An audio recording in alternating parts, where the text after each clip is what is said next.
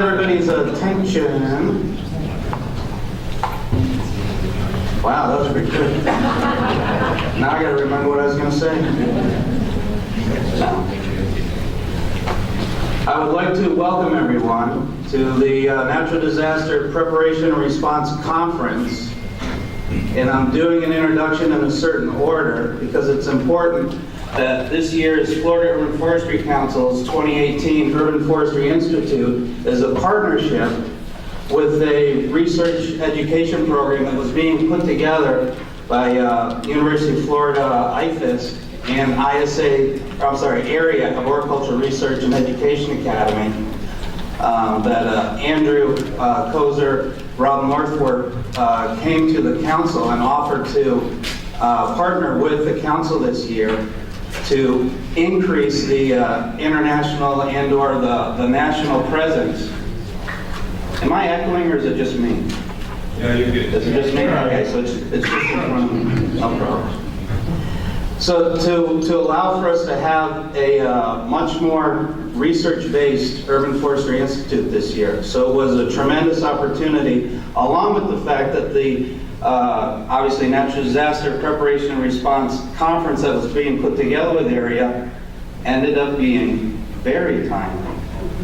And I'd like to take credit with the Florida Urban Forestry Council to say that this was the plan all along. Or to take credit that the weather fit right in with the plan all along, more to the point. But it's wonderful to have such a crowd here. Since we have almost 100 people attending, I too got to put on a jacket, and they got to be a little more formal when the crowd's a little bigger.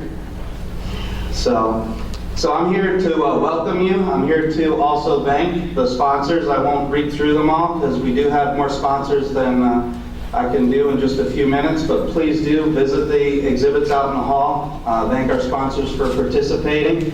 Like I said, we have speakers internationally as well as across the country to present to us about municipalities and homeowners, but more to the point, our urban forests, how they get assessed, how they recover, and how to better assess and assist with or manage the recovery for our urban forests. So I welcome everybody this year, and my last point is, for those of you who don't recognize me, you probably do now.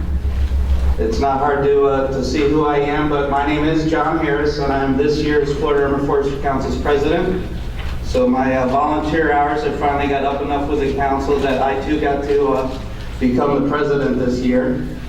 So again, I thank everybody for coming, making the trek out here to this facility out here in the country again, as opposed to the middle of the city. And I hope you enjoy, but more importantly, I hope that you can learn, as I expect to learn, from this program put together principally with Andrew and Rob. So with that, I'll let Rob bring us into the morning, and he will be our moderator through the day for the speakers. Again, thank you for coming. Welcome.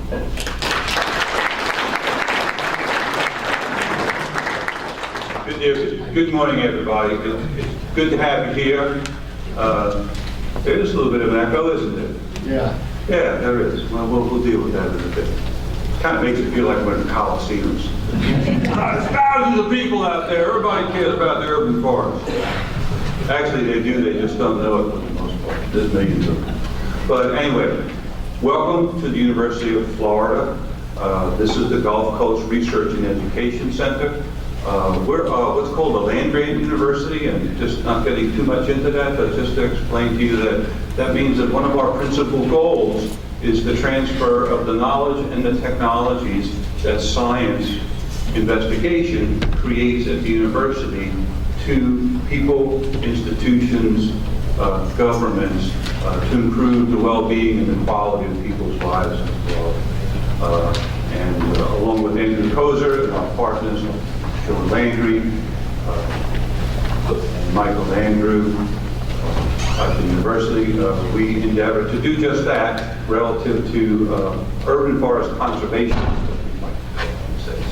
So today is about natural disaster preparation and response, and I'd like to say also maybe a little bit about natural disaster preparation and response, and then urban forest management adaptation. Because after all, disaster is primarily a social perspective, right?